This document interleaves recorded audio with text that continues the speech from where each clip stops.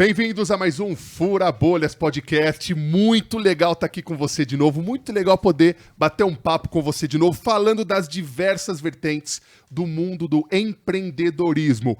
Guarda, pega a visão. Empreender não significa você abrir uma empresa, CNPJ. Não, você acompanha o podcast Fura Bolhas, você sabe que tem uma galera super top mudando a vida de várias pessoas. E hoje eu tô aqui com um cara que ajuda a mudar vidas de pessoas em diversas áreas, em diversos países. Logo ele tá em outro planeta com o Elon Musk, então ele tá super antenado nisso. Eu trago meu querido Rodrigo Reis. Tudo bem com você, meu querido? Tudo tranquilo, Léo. Prazer, obrigado. E essa apresentação aí grandiosa, maravilhosa. Fico muito feliz de estar aqui. Cara, só resume que você... Nem resume que você é, porque tem muita coisa a mais. Meu amigo, você trabalha com uma das áreas do empreendedorismo que nem todo mundo vai, né? Porque a galera quer empreender para ganhar uma grana, para estourar, para comprar o carrão, não é? Não que na sua área não possa acontecer isso, não estou dizendo, mas ela vai um pouco... Se eu estiver falando besteira, você me corta a qualquer momento, com que certeza. Aqui é um podcast, é um bate-papo. Então você vai para uma área que nem todo mundo vai. Mas, cara, eu dei uma pesquisada rápida, a sua missão é muito linda, cara. Eu tô deixando um pouquinho de vontade do pessoal entender, porque eu quero que você explique realmente com as suas palavras o que você faz, qual é a sua área de atuação no empreendedora, se eu posso dizer assim. Legal. Eu acho que empreender é uma coisa que é quase como uma ânsia, né? Eu acho que as pessoas que empreendem, elas têm essa... como se fosse alguma coisa que come por dentro, realmente, porque a pessoa quer entender, quer ir além. Eu acho que tem uma curiosidade nata, tem... né, acho que características muito familiares e particulares do empreendedor. E eu acho que empreendedorismo social é a união disso com um propósito, né? Com uma percepção de que, sim, eu quero ganhar dinheiro, sim, eu quero, né, ter uma estrutura, ser conhecido, ser reconhecido, mas eu quero fazer o bem, eu quero puxar, né, esse empreender, construir algo por uma linha de ter um impacto social, de poder... ou ajudar o próximo, ou melhorar uma realidade que não, né, que talvez aí precise de um espaço, precise crescer, se aprimorar, ajudar pessoas. Então, assim, é muito amplo o leque. Empreendedorismo eu acho gigante. Quando a gente entra em empreendedorismo social também, né? Acho que é um universo aí à parte, muito particular, mas ao mesmo tempo também grande e amplo de atuação. E como você escolheu? Qual área você escolheu para ajudar as pessoas? Legal essa pergunta, Léo. Assim, eu acho que mais eu fui aí talvez caminhando e as coisas foram, né, se ajeitando ou de alguma maneira me levando para isso do que eu sentei um dia, né? Acho que muito empreendedor talvez vá falar isso para você, assim, as coisas vão acontecendo mais do que ele senta um dia e, pá, eureka, tive a ideia de ajudar o próximo, né? Ou ajudar alguém, ou fazer alguma coisa assim. Então, eu sou formado em Relações Internacionais, eu me formei na Universidade de Londres, eu fiquei e morei, né, durante alguns anos, aí foram 7 anos só em Londres, que eu fiz a minha universidade, comecei a trabalhar, e eu trabalhei muito tempo aí para o Parlamento Europeu. Então eu trabalhava com educação para jovens focado na União Europeia. Então, nós éramos um time de consultores que basicamente, né, trabalhávamos com o setor privado, com empresas europeias e com os governos nacionais, e nós entrávamos dentro dos países para organizar um grande evento, ações de educação, né? Por exemplo, na Bulgária, na Romênia, eu trabalhei no Kosovo, que é uma zona... Kosovo, você foi? Foi. Trabalhei, a gente fez alguns programas educacionais, Albânia, Kosovo, Turquia, Grécia, né? Além de algumas coisas na Europa também, Europa Ocidental, né? Que daí é mais envolvida, mais estruturada, vamos dizer assim.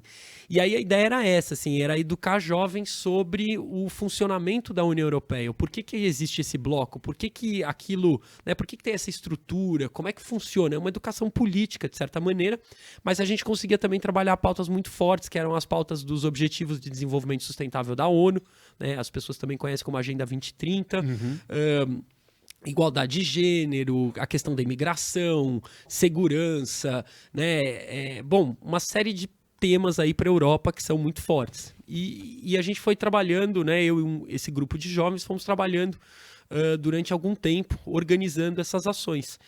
E aí, eu acho que a percepção foi, se eu estou fazendo isso na Europa e sou brasileiro, Sim. por que não fazer algo no Brasil, né? Por que não despertar e poder oferecer essa oportunidade, essa chance e engajar brasileiros no que eu estava fazendo lá fora, né? É isso que eu quero te perguntar. Quando foi o clique? Porque, na boa, você me falou vários lugares que você poderia escolher para residir, que tem uma estrutura muito melhor. Não vou ficar falando mal do Brasil, não, que eu amo o Brasil. Mas tem uma estrutura, as coisas, entre aspas, funcionam muito melhor. Sim. Só que você resolveu voltar para o Brasil, ou acabou o contrato, ou como que foi esse estalo? Falei, agora eu vou ajudar os meus com a minha experiência, que é muito louca a sua experiência, cara. Pô, obrigado, muito. obrigado. Eu acho que assim, eu acho que empreender, vou falar uma coisa aqui que pode ser controversa, tá, Léo? Tá, nem todo mundo pode concordar comigo, mas eu acho que empreender na Europa é muito difícil. Porque, no fim das contas, existe uma série de subsídios, existe apoio do governo, papapá. Mas é um ambiente comercial, industrial que é muito sedimentado já. Você imagina, a gente tem uma oportunidade aqui no Brasil que eu acho que é única, ainda tem muita coisa a ser desenvolvida. É um país com dimensões continentais, eu acho que assim tem muitos problemas, e tem aquilo que a gente chama, né, custo Brasil, oportunidade Brasil. Então, empreender lá fora, eu acho que é um desafio. Eu acho que empreender, por isso que eu tô falando que é mais controverso isso que eu tô falando. Empreender no Brasil, você consegue achar nichos e espaços que talvez na Europa eles já estejam muito sedimentados. Eles, de alguma maneira, né, a Revolução Industrial, acho que assim, as coisas estão muito desenvolvidas, como você falou, né? Então, eu acho que principalmente na área de atuação social, o Brasil era o lugar para trabalhar, sempre foi para mim. Né? Além de eu ser daqui, mesmo tendo passado muito tempo fora, eu acho que o espaço e as oportunidades de desenvolver e melhorar algum tipo de realidade estão aqui. Então, eu acho que foi mais nessa linha, foi numa linha de balancear as duas coisas. Falar, pô, esse é meu país, gostaria de voltar, gostaria de fazer algo lá e, ao mesmo tempo, ter uma oportunidade de empreender, né? Pensando, no meu país eu entendo alguns caminhos e eu acho que existe um espaço que talvez não exista nos países da Europa Ocidental, por exemplo. Então, na verdade, você, como todo grande empreendedor, você vai em busca do problema, né? Porque, na verdade, entre aspas, soluções você já tinha algumas, ela mesmo sendo difícil de empreender e tal, mas talvez algumas soluções você já encontrava lá. Você entende as dores, né? Eu acho que todo empreendedor, todo negócio, seja social ou negócio que visa lucro, eu acho que é isso, assim, ele identifica um problema, né? Ele identifica uma dor. E a partir do momento que ele consegue sanar aquela dor ou ter uma solução para aquilo se torna um serviço, um produto, né? Então, assim, eu acho que você é certíssimo, acho que é isso mesmo, você identifica um problema. O problema aqui era, né? E o nosso primeiro campo de atuação foi esse. Foi pensar, olha, lá fora existe tantas coisas da agenda internacional, desse debate entre países, Nações Unidas, BRICS, G20, né? A minha área foi muito isso, assim, foi por que eu não consigo colocar e aproximar brasileiros do que está rolando lá fora, né? E aí nesse momento que a gente começa o programa, um dos programas que o Instituto Globo Atitude tem, que é o Diplomacia Civil. Então, a ideia do Diplomacia Civil é isso, é poder levar jovens e brasileiros em geral para participar dessas discussões globais. Tá? Então, assim, é completamente pioneiro, assim, né? O Estado brasileiro, eu não quero ficar muito técnico aqui, mas assim, quem é responsável por isso é o governo, Itamaraty é responsável por isso. Né? Então você pode ter pontualmente, né, talvez aí um município que faça isso, empresas que vão lá para fora, né, pegar contratos, negociar, etc.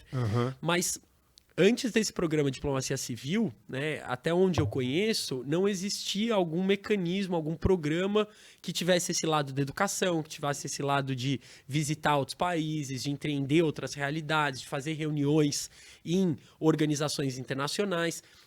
Então a ideia é essa, assim, o Diplomacia Civil é poder dar um espaço de diplomacia, de fazer essas relações, né, diplomáticas, internacionais e etc., e não necessariamente ser do Itamaraty.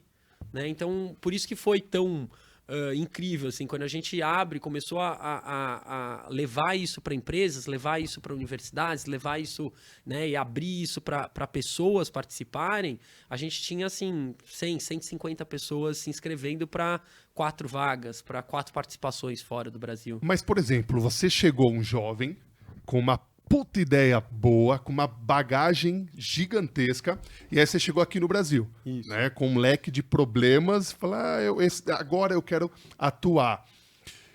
E aí, você encontrou gente para trabalhar com você logo de cara? Você importou uma galera de fora para trabalhar? O pessoal falou, meu, você é louco? Tua família falou, meu, tá, faculdade esse tempo todo lá, e o que você vai fazer aqui? Como que foi? Conta um pouquinho dessa jornada. Porque assim, foi difícil. Que você já tem sucesso, e você deve ter cada case muito legal para contar pra gente, mas eu quero saber dos tropeços também. Quero saber o quanto que era o começo que foi osso. Claro, assim, eu acho que empreender é difícil. Imagino que todo mundo que senta aqui tem, né, e conta um pouquinho da sua história, fala dos percalços, dos tropeços. E isso é uma realidade, né, sem sombra de dúvidas.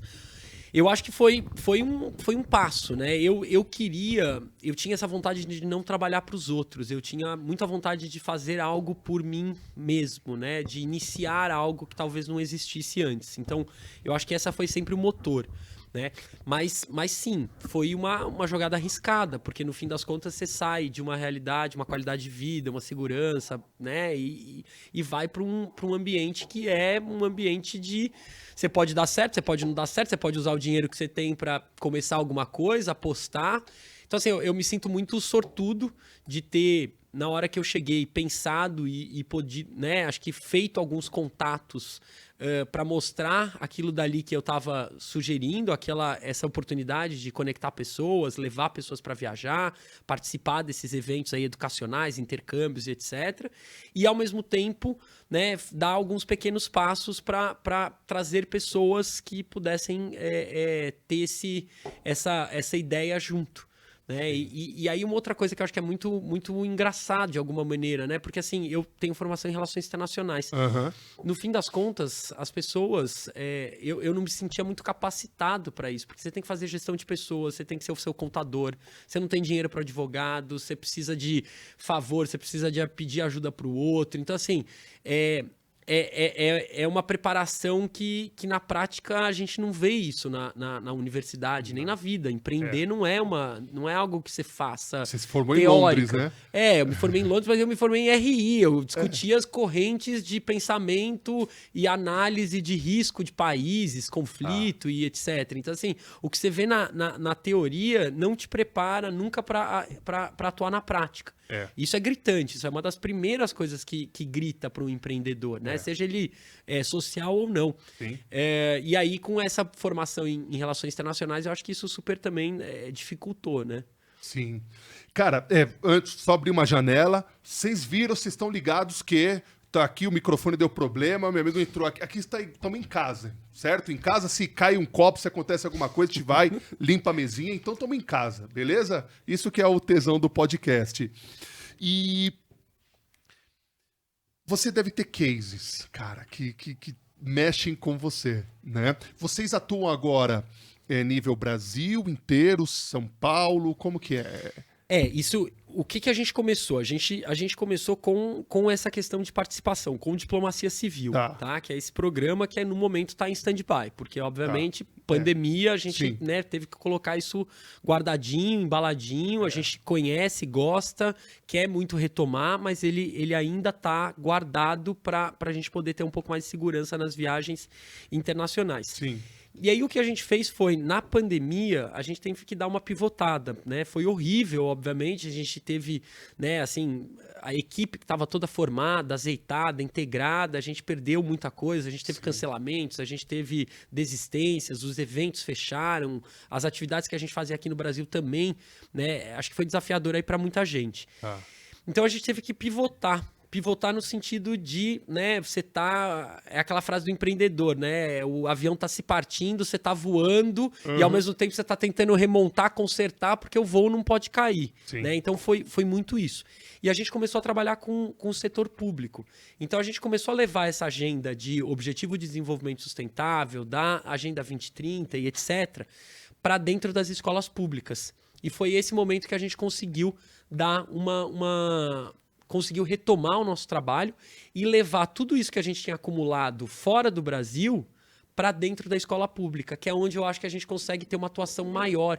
É onde realmente eu acho que o Estado carece, é onde a gente tem maior área de impacto ali dentro. Não é com a escola privada, não é na universidade, é na escola pública, é a massa, e é o ensino fundamental, Fundamental 2, ensino médio. São esses os jovens que a gente precisa olhar. E aquelas frases que são todas clichês, né? Educação é uma arma muito poderosa, papapá, mas assim, o que a gente está fazendo, né? O que precisa ser feito? Como que a gente pode entrar na escola? Né? Tem tantos problemas, tem tantas dificuldades, e essa pauta é uma pauta muito internacional, né? Como é que a gente leva isso para os jovens? Então, eu acho que foi essa pivotada que a gente fez, né? Que eu acho que é super importante. E aí a gente começou a trabalhar com uma segunda pauta, que é a pauta do trabalho, né? Então, como é que a gente capacita jovens para o mercado de trabalho? Como é que a gente pensa nessa juventude, seja ela, né, que vá fazer um ensino superior ou não, né? E que jovens são esses? Porque, assim, num país continental como o Brasil, você não tem uma juventude, você tem inúmeras juventudes. É uma pluralidade maluca de juventudes, né? Então, assim, como é que você dialoga? Como é que você atua? E além disso, como é que você prepara eles para o mercado de trabalho? Porque as empresas falam que esses jovens, quando saem da universidade, não estão prontos. Você imagina os jovens que nem foram para a universidade. Sim. Né? Eles estão prontos para o quê no mercado de trabalho? Então, foi nesse momento que a gente, mais uma vez, né, abre um leque aqui de trabalho e começa a falar sobre profissões do futuro. A gente começa a falar sobre, né, qual que é o futuro do trabalho, como é que a Revolução 4.0 influencia tudo isso. Né? Então, você tem estatísticas aí que falam, por exemplo, a OCDE, que é uma organização internacional, fala que até 50% das profissões como a gente conhece hoje vão desaparecer. Né? Então, assim, cada organização fala uma data, tem uma porcentagem, mas o fato é, as profissões como a gente conhece, elas vão ser radicalmente alteradas pela robotização, pela automatização, pela inteligência artificial. Né? Então, assim, tem muita incerteza nesse mundo do trabalho futuro. Então, eu acho que é isso. Né? A gente abriu esse leque, começou a trabalhar com duas pautas importantes, duas pautas inovadoras, né? E começamos a olhar para a rede pública, para trazer tudo isso que a gente conhecia de relações internacionais, das nossas experiências fora do Brasil, para cá, para dentro. Né? E aí, nesse caminho, a gente vai se juntando a muitas pessoas, a gente vai tendo parceiros, a gente vai ter apoiadores, a gente vai ter gente que acredita na gente que não acredita na gente também, né? Normal. E se ergue a cabeça, é um leão por dia, né? Sim. E aí a gente chegou agora no momento que é um momento muito desafiador, é um momento novo, é uma equipe nova. Eu sou extremamente grato, feliz aí com as pessoas que, né, acho que fazem dessa jornada, acreditam, têm propósito, né, conseguem unir essa vontade de mudar as coisas em uma organização que é uma organização pequena, que a gente está, né, obviamente, sempre tentando crescer, expandir, mostrar, colocar na mesa isso para outras pessoas. E tem algum case que mexe você falou do você? case já de cara, porque, assim, eu fiz um devaneio maluco, não, né, mas Léo? é muito legal, você preparou, porque quem gosta disso, quem tem esse tesão em trabalhar, quando você vê alguém despontando, alguém conseguindo algo que nunca imaginava, é melhor do que a final da Champions League, não é? Você se sente o melhor, o vencedor, sabe? O top das galáxias. Me conta um case, cara, aquele que mexe com você. O primeiro que vem à cabeça. Sim, eu acho que tem muitos, mas um que eu acho que me choca muito, que me deixa feliz, que é quando a gente vai falar sobre a área internacional, né? Porque, assim, muita gente, eu acho que isso é uma coisa legal, as pessoas têm muitas linhas de trabalho no terceiro setor, né? A área internacional, essa parte de falar sobre internacional, falar sobre ODS, né? Essa agenda que é tão importante da ONU, mas ao mesmo tempo é tão desconhecida, para mim é fantástico. E quando a gente entra na escola pública e a gente faz o programa, né? A gente trabalha com um programa que chama Monuem Eresp, né? Então a gente tem uma parceria com o Itamaraty, com o Eresp, que é o escritório do Itamaraty aqui no estado de São Paulo, e a gente tem todo um plano pedagógico, os encontros, as aulas. E aí quando a gente vai para dentro do território da escola, e aí tem pais, tem alunos, tem professores, né? E a nossa metodologia é uma metodologia que o aluno, ele faz uma simulação que ele representa, que ele é o embaixador de um país. Uau, que É top. incrível, chama Modelo de Nações Unidas, essa metodologia, né? Então, assim, na hora que você vê o jovem, da cidade de Tiradentes, que é um bairro super vulnerável, brilhando... Periferia de São Paulo, viu? Você que é fora de São Paulo. bem Isso, periferia. Zona Sul de São Paulo, índices assim super altos de violência, de vulnerabilidade. E aí você vê esse jovem de terno, com uma gravatinha, no último evento, no último encontro, que é quando a gente faz a simulação da ONU, cada um vai representar os interesses daquele país. Então eles vão discutir com uma linguagem super formal, eles vão um é a Dinamarca, um é os Estados Unidos. E aí, assim, ouvir esse depoimento deles muitas vezes, assim, eu nunca saí desse bairro, muitos deles nunca foram para o centro de São Paulo, assim, é uma sensação de falta de pertencimento tão grande, e aí esses jovens pela primeira vez estão tendo a chance de entender que o Brasil é um país que está conectado, que faz parte de uma América Latina, que faz parte de um bloco tipo o Mercosul. Então, assim, para mim, eu sou apaixonado por relações internacionais, vivi muito tempo viajando, fazendo, né, e trabalhando fora do Brasil. Então, assim, despertar essa semente no cara que fala, eu preciso entender mais, eu quero ir para a universidade, eu quero pegar um trabalho, eu quero ser diplomata, entendeu? Para mim isso Louco, é cara. muito legal. Assim, a maior ampliação de horizontes que eu acho que existe no mundo é falar sobre os outros países, é falar sobre essa cena internacional. E muitos deles nem saíram de São Paulo. Então, assim, é sonhar muito grande. E aí você tem o pai, o professor, o coordenador da escola, todo mundo sonha junto, né? Então, a gente sonha junto e a gente vê esses meninos e meninas sonharem também sobre coisas que eles nunca imaginavam, eles nem sabiam que existia. Que maluco. Agora a gente tem essa oportunidade de conhecer o mundo a partir da internet, mas mesmo assim as pessoas elas ficam presas, né, nesse negócio. E olha que legal, você não está ensinando, com todo o respeito, professores de geografia, você não está ensinando o nome dos rios do afluente do lado esquerdo do Rio São Francisco, né, os afluentes do lado esquerdo do Rio São Francisco. Você está ensinando geopolítica, não sei se pode ser falar sobre isso, na vida real, e você tá estimulando alguém que, entre aspas, estava fadado a ficar no seu bairro, a não conhecer esse mundo maravilhoso, e você abre...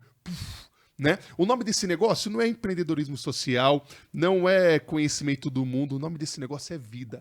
E você poder mudar a vida das pessoas, você poder estimular alguém a olhar para um lado diferente, conhecer novos lugares. Caramba, fantástico, cara, isso daí... Inspirar assim, é uma coisa à parte. Na hora que você vê que você teve, né, alguma inspiração, nosso trabalho... essa é uma das coisas de educação, é a médio e longo prazo. Então você não vê na hora, mas assim, você acredita que aquilo pode e vai ter algum tipo de impacto no cara a longo prazo. Se ele quer ir trabalhar, se ele quer ir para a universidade, se ele quer sonhar em aprender inglês. Então, assim, esse é um dos trabalhos que a gente faz que eu acho que é fantástico e tem exatamente isso, sonhar, né? Tem inspirar, sonhar, abrir os horizontes, falar para ele que é possível, porque assim, muitas vezes ele não acha que é possível, ele acha que ele é um cara de uma quebrada, de um lugar que nunca vai ter oportunidade. Então assim, realmente aí acho que é uma série de coisas que a gente mexe e é prático, né? Quando você falou aí do professor, etc, eu concordo muito com isso, porque assim, é mão na massa. Eles vão fazer, isso em educação chama metodologias ativas de ensino-aprendizagem, né? Então assim, você foge daquela relação antiga, velha, né, muito arcaica, que é o professor, o aluno, a transmissão do conhecimento, o quadro negro, etc. E você vai para uma coisa que eles estão mão na massa e eles estão entendendo que aquilo dali pode, né, ser algo que vai além só de decorar o nome, de entender o nome, o país, a capital, as relações, etc. Aquilo dali é uma vivência para eles. O que a tua família falava para você e agora fala diferente, cara? Minha família nunca entendeu o que eu faço, Léo. Eles entendem hoje? Eles Eu vou chamar a sua família aqui, eu vou perguntar chama, o que ele faz. Chama, pergunta. E aí? Traz a minha mãe aqui que eu quero ver ela explicar o Como que chama eu faço. sua mãe? Nereida. Dona Nereida, o que o Rodrigo faz? Me explica aqui. É um pitch de elevador. 3 minutinhos pra senhora me contar. Elevador, assim, eu trabalho com empreendedorismo social, com educação, com inovação. Mas ela não entendia o que eu fazia, porque assim, ela via muita viagem, ela via a gente levando, vamos levar tal pessoa, a gente tá levando pesquisadores, a gente tá levando professores, a gente tá levando jovens para fora do Brasil. Mas ela nunca entendeu muito bem como isso fechava, né? Quem paga as contas, quem apoia, quem financia. Então, no fim das contas, é isso. Assim, eu acho que num pitch de elevador muito rápido, né? Meu trabalho é esse. Meu trabalho é poder ver quais são os espaços de inovação dentro da educação, acreditar que educação pública é onde a gente faz a diferença, acreditar que, né, empreendedorismo é sim uma ferramenta de transformação. A gente não pode cair nesse papo aí de meritocracia, eu acho que é muito perigoso e delicado, né? Porque as chances que eu tive não são as chances que outra pessoa teve, não são as chances que você teve. Então, assim, é muito difícil quantificar a meritocracia aqui, e o empreendedor não é só, né, aquele cara que batalhou, que tá. Acho que é uma combinação de coisas que fazem uma pessoa dar certo ou não. Né? Mas eu acho que é isso, assim, agora talvez para ela fique um pouco mais claro, porque ela entende que eu vou para a escola pública, que a gente oferece, que a gente faz o município, a gente faz reunião com o secretário, a gente tenta trazer o cara XYZ. Então acho que é isso, assim, tentando resumir aqui o trabalho. Dona Nereide, a senhora entendeu agora? Assista o podcast que a senhora vai entender tudinho. Parabéns pelo filho. Uau, que investimento maravilhoso. Porque, caramba, eu investi num filho para ele poder multiplicar o que a gente faz, é a coisa mais legal do mundo. Então, parabéns para você. A gente teve esse primeiro bate-papo para conhecer um pouco mais do seu trabalho, porque eu estava até conversando nos bastidores aqui com o Rodrigo. Eu quero fazer uma rodada com alguns locais diferentes que trabalham com empreendedorismo social em diferentes áreas. Pra gente ter uma visão. Falar, eu vejo isso, porque isso é legal. A gente conversar, a gente quebrar um montão de paradigmas. E você quebra um dos paradigmas que eu acho mais importantes. Eu escuto muito que a escola deve trabalhar dentro dela o que acontece fora dela. Só que a gente vê que não acontece muitas vezes. Então você é o cara que vem com míssil e quebra essa redoma e coloca lá dentro coisas que acontecem fora. Então você é alguém essencial. Tô lisonjeado. Muito obrigado aí pelas suas palavras, mas eu acho que essa é a tentativa, né? A gente precisa se comunicar. Acho que a escola é um ambiente que precisa mudar, ela precisa acompanhar a velocidade da mudança das coisas, né? E a gente não tem isso. Eu acho que a gente não vê isso, a não ser com alguns casos muito específicos aí de escolas privadas, etc. Então, assim, a gente precisa fazer isso. Acho que a realidade é uma realidade que não pode se retroalimentar somente na escola. Né? É uma série de habilidades, são habilidades transversais, a gente fala de, né, habilidades socioemocionais, a gente fala das competências da BNCC, mas é isso, a escola precisa ser um ambiente de oportunidade, de criatividade, de vivência, e eu acho que é isso uma das nossas grandes missões. Imagina te fazer um podcast logo, você e o embaixador que foi formado por você na escola. Maravilhoso. Meu amigo. Estamos abertos a gente vai ter fogos. Imagina. Estamos abertos a novas rodadas aqui, mais uma vez. Me coloco à disposição. Fico muito feliz de poder falar para os outros. E eu acho que colocar também um pouco aí das nossas redes, né? Acho que tem muita gente. Quero muito saber. Fala tem muita todas. gente. Perfeito. Tem muita gente que tem muita coisa aqui que a gente pode fazer com voluntários. Tem muita escola que pode ser beneficiada, né? Você, professor, coordenador. Ó, já até olhei para a câmera certa ali de. O cara tem todo o traquejo.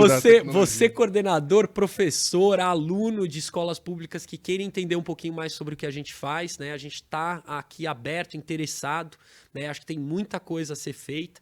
Então, aqui nosso site, né? globoatitude.org.br, tá? Global com o Atitude com 2 T's, o primeiro deles. Então, não sei se vocês conseguem colocar aí. Vou colocar, Maravilha. sim, claro. E aí o Instagram também, a gente tem o Globo Atitude, tem muita oportunidade, tem muita coisa lá. Em LinkedIn, mesma coisa, Instituto Globo Atitude. Então acho que são alguns canais de comunicação que a gente abre, tanto novidades, oportunidades, a gente explica sobre educação, a gente fala sobre o mundo do trabalho, a gente, né? Próxima vez que a gente conversar, espero que a gente conversar, a gente fala um pouquinho mais da área de trabalho também, que eu acho que é uma coisa que tem bastante pano para manga. Quero muito, quero muito. Convidei o secretário de Educação de São Paulo para ele contar um pouquinho como que está sendo essa reformulação do ensino médio, Maravilha. o que está fazendo, o que não está fazendo, sem ficar no mimimi, né? Porque às vezes a galera chama para ficar no mimimi. Não, eu quero saber, entender. E é muito legal e eu quero também muito voltar a bater um papo com você. Isso daqui foi só um esquenta para a gente ter o bate-papo, só que eu não vou deixar você embora sem você responder a pergunta que eu estou fazendo esse ano para a galera. Em 2122, a galera vai entrar lá no Google da região, na verdade vai ser pelo óculos aqui, já tem, né? Mas vai ser pelo já olho. Tá dentro da cabeça. Não talvez. sei como vai chamar esse negócio, vai chamar Netflix, não sei. E vai ter um Wikipédia da região, da época. E você vai ter que escrever em poucas palavras, porque o pessoal vai pesquisar seu nome. Rodrigo Reis. E aí vai aparecer no Wikipédia da região. Rodrigo Reis foi o cara que... E aí você vai finalizar essa frase. Putz, o cara. Você achou que você ia passar por essa? Você vai ter Pô, agora, pela primeira vez, agora eu fiquei sem palavras aí de descrever. Pô, foi alguém que tentou fazer diferente, que entendeu a realidade e pensou novos jeitos de fazer, coisas que eram feitas da mesma maneira antes. Que tentou entender e unir diferentes culturas, tentou visitar e realmente aí ver outros países para trazer e usar como referência o que a gente faz aqui no Brasil, quem a gente é no Brasil e onde a gente quer chegar sendo brasileiros. Meu irmão, eu tenho certeza que depois dessa frase terá o nome de milhares e milhares de pessoas que você impactou, meu irmão. Querido. Muito obrigado, Léo. Obrigado mesmo. Obrigadão. Galera, esse foi um bate-papo mais rápido para você ficar com aquele gostinho de quero mais e falar, eu quero conhecê-los, eu quero ajudar, eu quero ser um voluntário, eu quero isso para a escola do meu filho. Eu quero que vocês encontrem, pesquisem e sejam parceiros deles, porque nós já somos parceiros deles, porque a gente quer pessoas que encontram problemas, encontram soluções e mudam a vida das pessoas e eles devem ser seguidos, ok? Aproveita agora para compartilhar, para dar um like, para curtir, para se inscrever nesse canal, porque cada episódio te traz uma pessoa diferente, com histórias diferentes e missões de vidas nobre igual ao do Rodrigo, beleza? Um grande abraço e até o próximo Fura Bolhas Podcast. Tchau, tchau.